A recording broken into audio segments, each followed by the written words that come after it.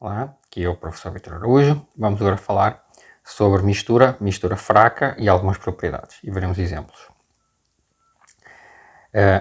Para motivar, nós vamos pensar no teorema ergódico como uma lei forte dos grandes números. Então, o teorema ergódico que garante, que esta média temporal converge para a média espacial, para toda a medida de probabilidade f invariante e ergódica, e toda a função integrável φ, é muito semelhante à lei forte dos grandes números da teoria da probabilidade, se considerarmos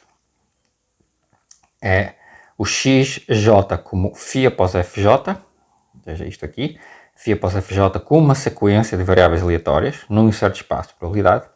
Então, o teorema ergódico essencialmente diz que a média converge para o integral de x, que é de fato o valor esperado do x0.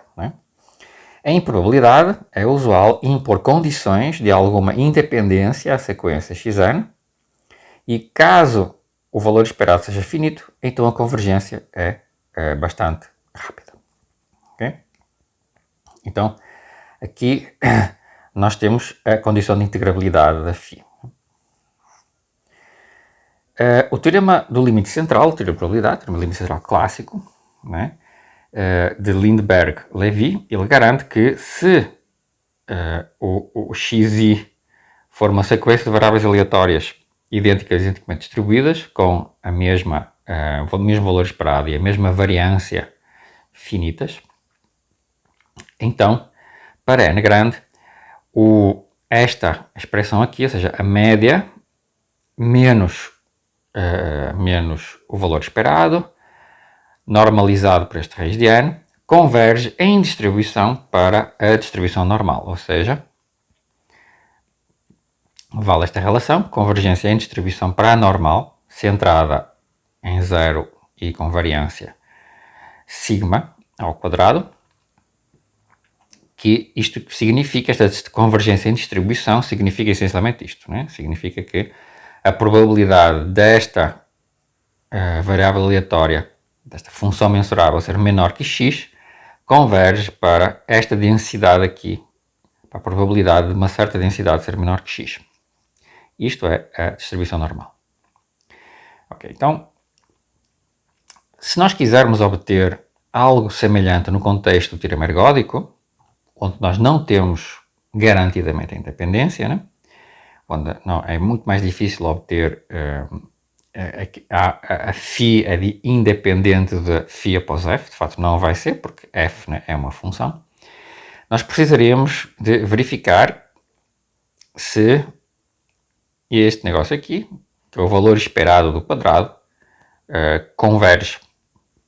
Ok? Nós teríamos que olhar para isto aqui. Seria algo relacionado com a variância,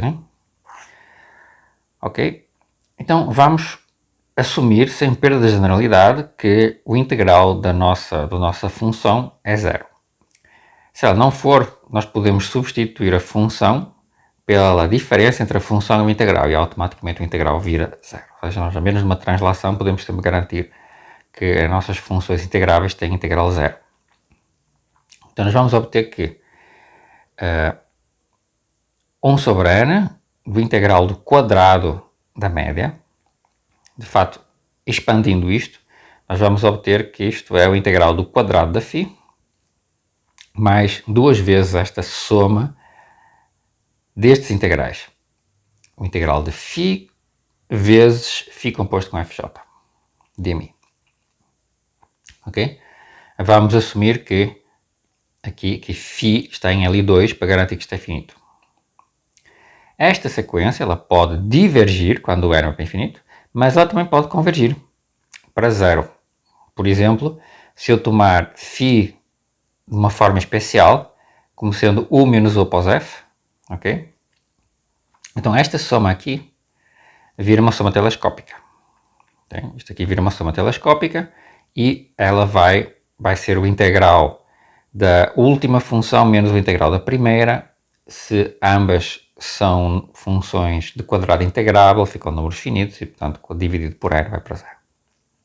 Okay? De fato, nós podemos fazer mais, podemos verificar que esta função, esta sequência tem que ir para zero. Porquê? Porque eu aplico Cauchy-Schwarz, né? Isto é finito, logo dividindo por n, isto aqui tem que ir para zero. Tá bom?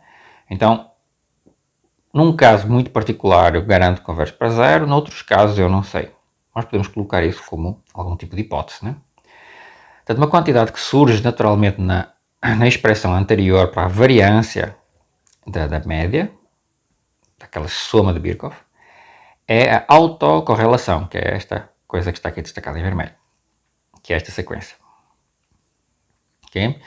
Se esta sequência está no Lzinho 1, está na sequência, está na família das sequências somáveis, né? Ou seja, se a soma, se isto aqui, a soma do módulo dela, se isto é finito, então este limite, o limite da variância, existe quando n vai para infinito e pode-se demonstrar que a variância vai ser dada, de fato, por a autocorrelação, que é o quadrado, que é este aqui corresponde a C φ com J igual a zero, é isto aqui, mais duas vezes esta soma das autocorrelações. Quando n vai para infinito, isto aqui essencialmente vai para 1.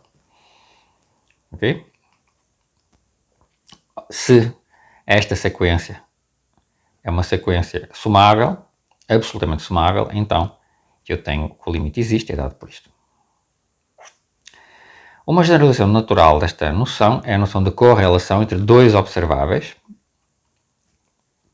Vamos supor de quadrado integrável primeiro, que em vez de eu ter a mesma φ, tenho φ φ multiplicado por psi após fj e comparo com o produto dos integrais de φ integral de psi.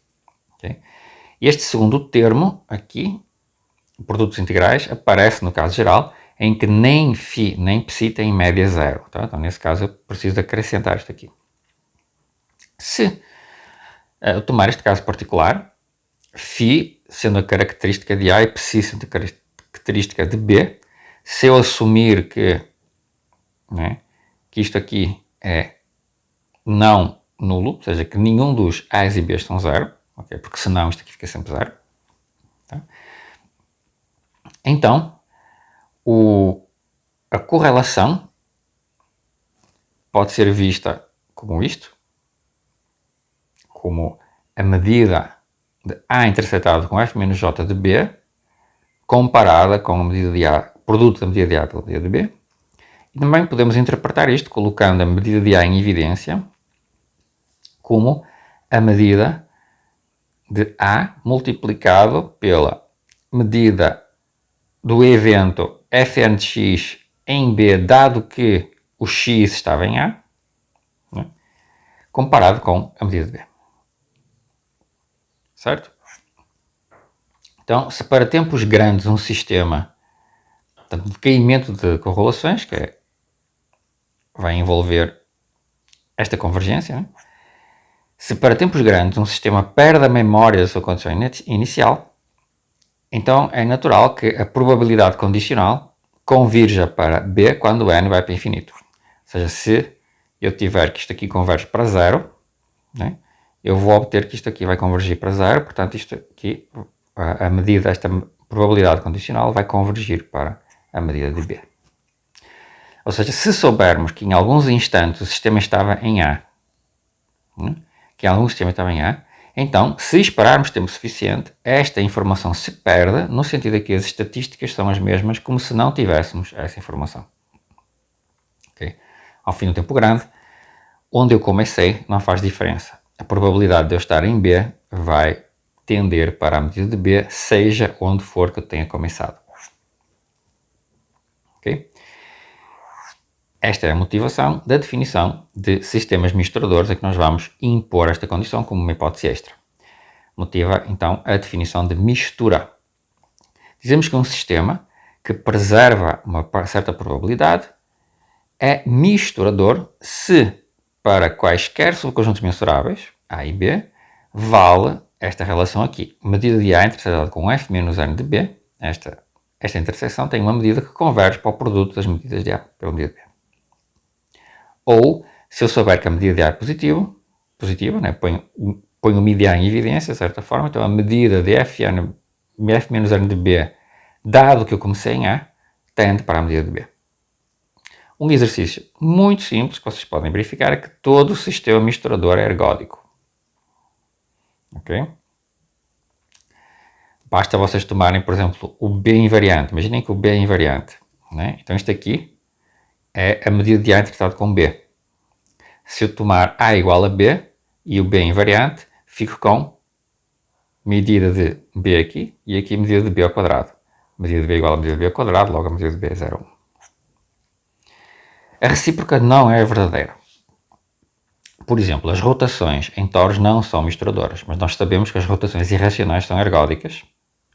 Portanto, eu tenho um exemplo de um sistema que é ergódico e não é misturador, apesar de todos os sistemas misturadores serem ergódicos. Então, seja uma rotação irracional, nós sabemos que ela é unicamente ergódica em relação à medida de Lebesgue, que é invariante. Então, observem o seguinte, vamos mostrar que ela não é misturadora. Se eu tomar A e B, dois pequenos arcos de S1, dois pequenos arcos do círculo, abertos não vazios, digamos com um comprimento inferior a 1/10 do comprimento total da circunferência, então nós podemos verificar que A intersetado com T menos n de B é vazio para infinitos valores de n. Ok? Bom, porquê? Bom, porque eu vou transladar, né? Então eu tenho uma circunferência, eu tenho dois arcos, A e B, dois pequenos arcos. Agora o que eu vou fazer é transladar o B, né? Quando eu itero o B, eu vou obter aqui, pode ser T menos 1 de B, por exemplo. Depois eu posso fazer aqui o T menos 2, etc. Eu posso intersetar aqui. Mas depois eu venho para cá. Então, o T menos 1, o T menos n de B, de fato, ele vai passar infinitas vezes longe do A. Né? Uma vez que eu tenho uma rotação irracional e eu sei que as trajetórias de todos os pontos são densas. Né? Então, eu vou obter que o B vai passar infinitas vezes aqui, por exemplo, do lado oposto de A, ele vai passar aqui muito perto, infinitas vezes. Logo, eles não se vão intersetar para infinitos valores de n. Okay? Mais ainda, para outros valores de n, também em quantidade infinita, vamos ter que eles se intersectam. Okay? Pelo teorema de recorrência. Ou seja, o B vai ter que intersetar o A infinitas vezes, uma vez que eu sei que o T menos n de B, ele é denso. Tem órbita densa. Okay? E sabemos também que a medida da interseção é pelo menos este valor aqui. É pelo menos metade do mínimo entre a medida de A e a medida de B. E porquê? Porque este valor específico? Porque imaginem que eu estou olhando um arco aqui de circunferência, que eu vou ampliar para ficar mais fácil de ver. Imaginem que eu tenho aqui o A. E imaginem que o T menos n de A, o T menos n de B chega aqui. Este é o T menos n. T menos n de B. Ele chegou aqui. E tenho aqui a minha interseção.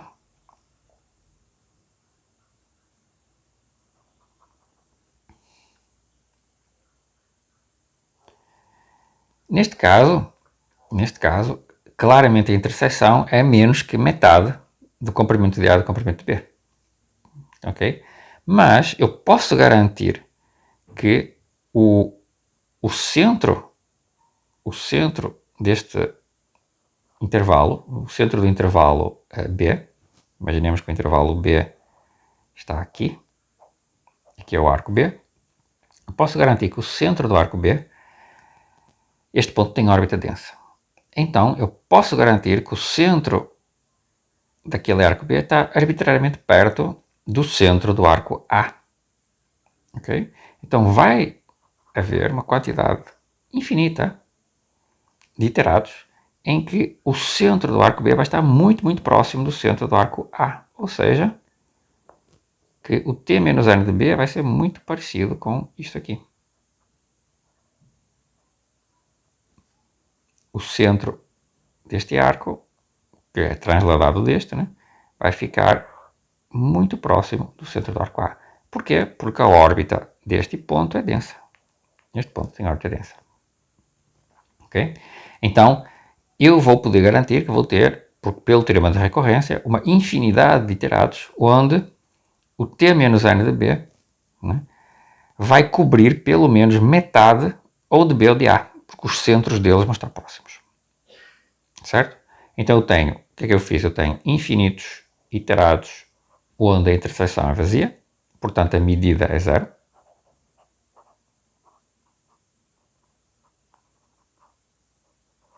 E vou ter infinitos iterados em que a medida é estritamente positiva. Resulta que não existe este limite. Né? Eu tenho sequências onde o limite é zero, indo para infinito, e tenho outras sequências onde o limite é estritamente positivo, indo para infinito. Okay? Então, este limite não existe, mas pela ergodicidade nós temos que, de facto, isto converge. A média da sequência converge. Okay? Mas a sequência não converge. Tá? Então, isto é um exemplo, né, de uma rotação irracional unicamente ergódica, né, mas que não é misturadora. Certo? Ok. Temos o nosso exemplo. Um outro exemplo é que a definição de mistura garante que se F é misturadora, então as potências também são misturadoras. É um exercício muito fácil de ver. Se F é misturadora, então as potências são misturadoras, porque se eu aplicar a definição às potências, eu tenho uma subsequência do limite. E eu sei que o limite, eu estou supondo, pela mistura, supondo que a medida é misturadora, que o limite existe. Então todas as subsequências vão ter o mesmo limite. Ok? Porém, a afirmação, no caso da ergodicidade, ou seja, se uma aplicação for ergódica, então as suas potências são ergódicas, isso é falso. No caso da ergodicidade, isso é falso. Por exemplo, esta transformação, que é a transformação com o gráfico azul aqui, f de x igual a 1 menos x, ela é ergódica para a medida que é a média de delta 0 e delta 1 sobre 2, okay? Porque este ponto, o ponto 0, é um ponto periódico de período 2, porque eu tenho a órbita 0, 1, 0, 1, 0, 1, né? É uma órbita periódica de período 2 e esta é a medida invariante dela. É uma medida ergódica. Okay?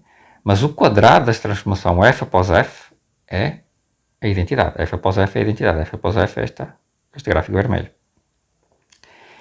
E para a identidade, esta medida é invariante, mas não é ergódica.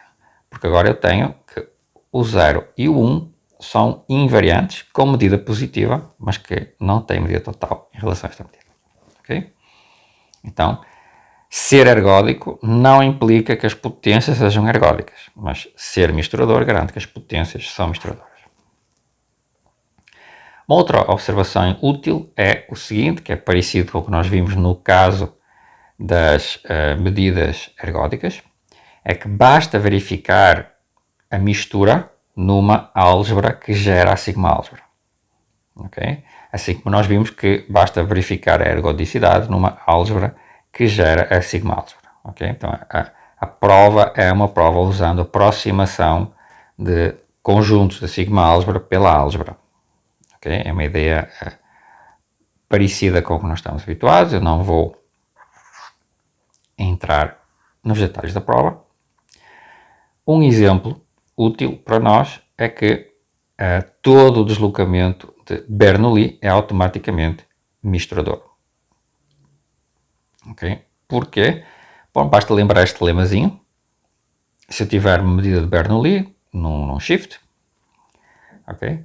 Se A e B são uniões finitas de cilindros disjuntos, então eu sei que a medida desta interseção é o produto das medidas para todo M suficientemente grande. Okay? E observem que uniões finitas de cilindros disjuntos é uma álgebra, de fato, que gera a sigma-álgebra dos mensuráveis deste espaço. Okay? Então, pelo lema anterior, que basta conferir a mistura numa álgebra, que gera a sigma-álgebra, nós provamos que o deslocamento de Bernoulli é misturador. Então, mas reparem que é ainda mais forte no caso de Bernoulli e no caso das uniões finitas de cilindros disjuntos, porque eu não preciso chegar no limite, né? Ela é tão misturador que em iterados finitos, mas grandes, eu já tenho exatamente que a medida desta interseção é o produto das medidas. Né? Então, é bem mais forte do que a mistura, né? Mas isto só vale para uniões finitas de cilindros disjuntos, mas é uma prova muito forte, né? Uma propriedade muito forte. Ok? Depois eu faço aproximações com os mensuráveis na álgebra. Né? Então, todo o deslocamento de Bernoulli é automaticamente misturador. Ele já sabemos que ele é ergódico, mas ele é mais forte, ele é misturador. A transformação de deslocamento de dígitos, Bx módulo 1 ou Dx módulo 1, que a gente está habituado a ver, ela é misturadora em relação à medida de Lebesgue. Ok? Porquê? Vamos conferir que transformações deste tipo, né, f, b, x, que associa bx módulo 1, com b inteiro maior ou igual que 2, seja qual for o b, elas têm de fato decaimento exponencial de correlações. Então, elas são não só misturadoras, mas existem constantes, tais que a correlação, de fato, decai exponencialmente, okay, este é o significado, para todas as funções φ, psi, a psi de L2 e a φ analítica. Okay? Reparem que isto é muito mais forte do que dizer que ela é misturadora, porque misturadora significa que esta sequência vai para zero, né? para todas as φ e psi que sejam funções características, por exemplo. Né? Aqui nós estamos colocando que se psi estiver em L2, pode ser uma função característica. Se φ for analítica, então isto não vai só para zero, vai para zero exponencialmente rápido. Okay? De fato, o que é que a gente pode fazer? Bom, nós podemos escrever usando o operador de Koopman, que o decamento de correlações, de fato, é o φ produto com psi após fj, neste caso, menos este produto aqui. Ora, o psi após fj eu posso escrever como um operador de Koopman, como sendo o j de psi. Okay? Ou, no caso da f, né, caso da f ser invertível por pedaços no intervalo, como por exemplo a transformação de Gauss, nós podemos usar o operador de transferência, o operador de Ruel-Perron-Frobenius, e este operador aqui, que nós usamos na prova de que a transformação de Gauss tem medida invariante, não sei se vocês lembram, confiram, este operador aqui, nós podemos usá-lo porque ele é a inversa do operador de Koopman. Tá? Então lembrem que nós fizemos no caso da transformação de Gauss, nós usamos este operador, okay? E mostramos que a densidade tem uma densidade invariante, tem uma função que é invariante, que é uma densidade, né? E essa densidade invariante dá a medida de Gauss, que é invariante. Né? Então nós obtemos que o operador de Ruel-Perron-Frobenius, o operador de transferência, ele é o inverso de fato ele é o dual, ele é o dual do operador de Koopman, neste sentido bem preciso, né? Psi vezes uj de psi é igual a LFJ de φ vezes psi quando a gente integra. Tá? Então, isto é um exercício que nós podemos fazer, vocês podem fazer. Se eu tomar μ igual a Lebesgue, no caso de transformação, por exemplo, de Dx módulo 1, transformação de deslocamento de dígitos, nós podemos aplicar o teorema de mudança de variáveis. Ok? Podemos verificar isto aqui. Então, se eu usar esta transformação, se eu usar esta mudança aqui, o que eu tinha escrito antes para a função de correlação pode-se escrever como o integral do LJ de φ menos o integral de φ integrado em π multiplicado pelo π. Okay? Então isto nos diz, né, que aquele operador, o decaimento de correlações, a função de correlação, pode ser vista como o integral dessa diferença aqui. Então eu estou comparando os iterados de φ com a integral de φ. Mas o operador de transferência, ele fixa a função constante igual a 1. Okay? Portanto, como ele é linear, ele fixa esta função constante aqui.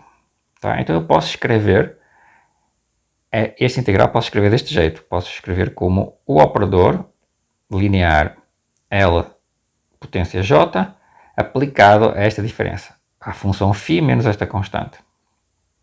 E isto tudo multiplicado por π integrado. Okay? Então, isto faz o quê? Torna clara a relação entre o decaimento de correlações e o espectro deste operador linear. Se esta função φ menos o seu integral, que nós já observamos que isto aqui tem sempre integral zero. Esta função tem sempre integral zero. Se esta função estiver num autoespaço do operador de Perroff-Frobenius, que é uniformemente contraído, então segue a convergência exponencialmente rápida desta correlação para zero. Okay? Isto vai rapidamente para zero se isto for um vetor de um autoespaço uniformemente contraído, por exemplo. Né? Então, vamos ver um exemplo que isto se aplica.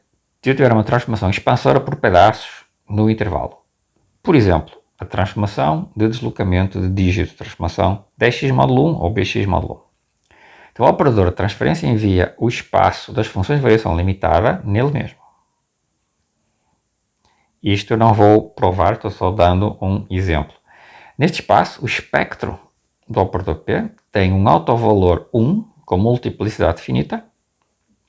A multiplicidade, lembrem, é a dimensão do autoespaço, e isso significa, neste contexto, significa que a nossa transformação expansora por pedaços ela vai ter um número finito de medidas invariantes absolutamente contínuas, que é a dimensão desse autoespaço, correspondente ao autovalor 1. Okay? Então, tem também um número finito de autovalores de módulo 1, outros, que não são 1, de multiplicidade finita. Há casos que não tem nenhum, pode acontecer. E o resto do espectro está contido num disco centrado em zero com raio estritamente menor que 1. Portanto, tem um espectro no círculo unitário que é o ponto 1, talvez um número finito de outros pontos, e o resto do espectro está dentro de um disco de raio estritamente menor que 1. Toda a autofunção do autovalor 1 vai ser, claro, combinação linear do número finito de autofunções, por causa desta multiplicidade finita aqui. Autofunções não negativas, que pode-se provar, cujos suportes têm interior disjunto, que eles formam uma união finita de intervalos permutados pela f. Os autovalores de módulo 1 diferentes de 1, caso existam, são múltiplos racionais de 2π, ok? E, portanto, se eu iterar o k, se eu iterar o p k vezes, para k grande, eles não existem, porque eles são, de fato, raízes de unidade. Então, se eu iterar muitas vezes, esses autovalores desaparecem para a potência. Ok? E isto vai nos permitir, portanto, este tipo de propriedade vai permitir mostrar que o decaimento de correlações vai ser muito rápido, exponencialmente rápido, por causa de mostrar que quando eu estou nos espaços que não são ligados ao autovalor 1, nem autovalores de módulo 1, eu estou dentro de um autoespaço que corresponde a um espectro de raio menor, estritamente menor que 1. Então isso vai me ajudar uma taxa de decaimento exponencial quando eu iterar essas funções. Vamos verificar o decaimento exponencial de correlações no caso da transformação de expansão decimal. Tá? Como é que nós podemos fazer isso sem usar um teorema super abstrato? vamos aplicar séries de Fourier. Tomemos duas funções de quadrado integrável, podemos escrever a φ como a sua decomposição em série de Fourier, ok? E MIKTP, né? Fazendo a identificação usual do intervalo 0,1 com o círculo via esta transformação, e elevado a 2π t, e cada coeficiente, cada φp, né, é esta expressão que dá os coeficientes de Fourier. Portanto, obtemos que, quando eu aplicar isto para todas as funções φ e psi, o decaimento de correlações, a função de correlação, vai ser dada por esta soma. O integral, aquele produto dos integrais é exatamente este produto aqui, é o psi0, φ0. Quando p é igual a 0 temos exatamente os integrais. E aquele produto, o integral do produto, vai ter esta expressão. Vai ser o φp vezes o psi de q. Aqui é o E2π pt, é integrado em t, portanto 2π p correspondente ao φp, e o q, né, ele é composto com fj, então fica 2π q vezes t vezes b elevado a j, uma vez que eu vou iterar fb elevado a j. Okay? Isso corresponde a multiplicar o t por b em cada iterado. Certo? Ok, mas acontece que reparem que quando o p e o q são 0, né, este integral aqui fica 0, fica 1 de fato, né? E portanto eu vou ficar com φ0, psi0 duas vezes, com o sinal ao contrário, então isto vai cancelar o φ0 e o psi0. Quando eu tiver p's e q's distintos de 0, o que vai acontecer? Vai acontecer que isto aqui é um produto interno, corresponde a um produto interno de duas funções da base de Fourier, e a base de Fourier é uma base ortogonal. Logo, eu vou ter que este integral é 0, a não ser que o p seja igual ao q vezes b elevado a j. Então, este somatório todo vai, de fato, reduzir-se a isto aqui. Para q diferente de 0, para q igual a 0 e p igual a 0, nós temos cancelamento. Para q diferente de 0, eu obtenho simplesmente o psiq vezes o φ q elevado a bj, que é quando o p é igual a q elevado a bj, para isto poder dar 1. Todos os outros casos eu tenho ortogonalidade, então este integral é 0. Bom, pela desigualdade de Cauchy-Schwarz, segue que o módulo disto aqui é o módulo desta soma, e isto, uma vez que φ e psi são sequências de quadrado integrável, segue que isto é menor ou igual que a soma dos quadrados da primeira sequência vezes a raiz, isto é a norma quadrada, né, da primeira sequência, vezes a norma quadrada da segunda sequência. Ok? E agora o que é que vai acontecer? Bom, vai acontecer que isto aqui é uma constante, mas quando eu faço o b, quando eu faço o j crescer, né, o b elevado a j cresce, e reparem que isto aqui passa a ser uma cauda da série da soma φ q para q não nulo, né? Então, como isto é somável, eu tenho aqui uma cauda, porque eu vou olhar apenas para bj. Se eu fixar o j, eu estou olhando apenas para q's. O q bj é sempre maior que bj. Então, quando eu aumento o j, eu vou olhar para uma cauda desta soma. Esta soma, como ela é somável, isto vai para 0. Certo? Então, eu já tenho aqui mistura, né? Como isto aqui é uma base, então temos estas relações, e portanto este termo, por causa desta finitude, este termo tende para 0 quando o j vai para 0, provando que f de b é misturador. Reparem que eu comecei com φ psi em L2, portanto eu posso tomar aqui φ psi como sendo duas funções características, né?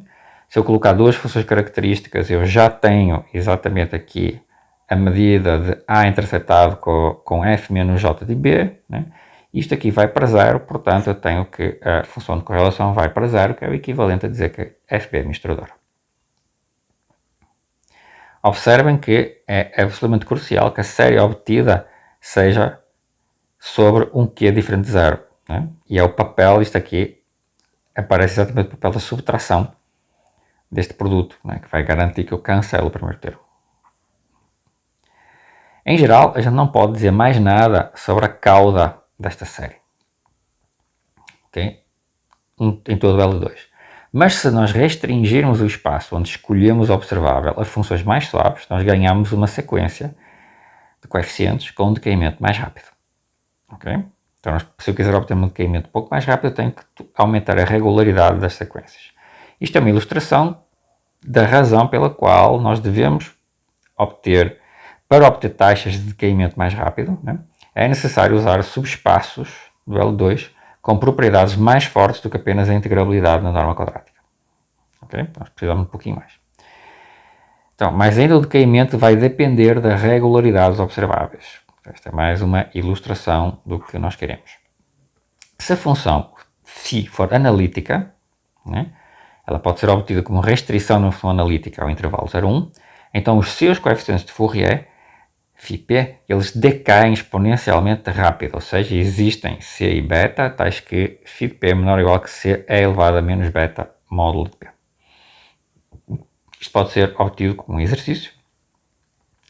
Supondo que a φ é analítica, podemos usar a integração por partes para mostrar que o φp vai para zero exponencialmente rápido. Okay? Vocês podem conferir, só podem conferir num livro sobre séries de Fourier. Então, nestas condições, para toda a psi em L2, nós vamos obter esta relação e este cara aqui, né, tem uma cauda, portanto, sabendo que isto aqui satisfaz esta relação, esta desigualdade aqui, então eu substituo aqui e posso calcular explicitamente um valor para uma estimativa para o resto. Ok? Então eu tenho um decaimento exponencial. Tá? Então, de fato, neste caso, o decaimento é super exponencial, de fato. Né? Ok? Então, esta relação de velocidade de decaimento com propriedades e regularidades observáveis é ilustrativa da teoria ergódica, muito usual. Nós procuramos dois espaços de Banach, em geral, de funções no espaço M, que são subespaços, muitas vezes subespaços das funções de quadrado integrável, e uma certa função de N, que tende a zero quando é infinito, de maneira que eu tenha que a função de correlação é dominada por essa função de N vezes as normas do φ e do psi nos respectivos espaços de Banach. Okay? Portanto, no caso anterior, nós precisaríamos de usar uma norma no espaço das funções analíticas que faz deste espaço um espaço de Banach e introduzir essa norma na estimativa para conseguir um resultado com esta expressão aqui, okay, deste tipo. Tá? Este é só um exemplo ilustrativo do tipo de coisas que se faz em estimativas mais finas, né, em certos trabalhos de teoria ergódica e sistemas dinâmicos. Exemplos, mais um exemplo interessante, os endomorfismos subjetivos do toro, né, nós conhecemos a condição para eles serem ergódicos e acontece que mistura e ergodicidade são equivalentes neste caso. Então, um endomorfismo subjetivo do toro é misturador, né? Se só se nenhum autovalor da matriz A é raiz da unidade. Okay? Mas geralmente todo endomorfismo subjetivo de um grupo compacto é misturador para a medida de Haar. Se e só se ele é ergódico para esta medida. Okay? Então já temos mais exemplos de endomorfismos de transformações misturadoras. Okay? É claro que nós sabemos que aqui temos a medida de Lebesgue. A medida de Lebesgue que nos interessa aqui é a medida invariante aqui, que é ergódica e misturadora. Em seguida, nós falaremos sobre versões topológicas de ergodicidade e de mistura, okay? Que tem uma interpretação dinâmica interessante.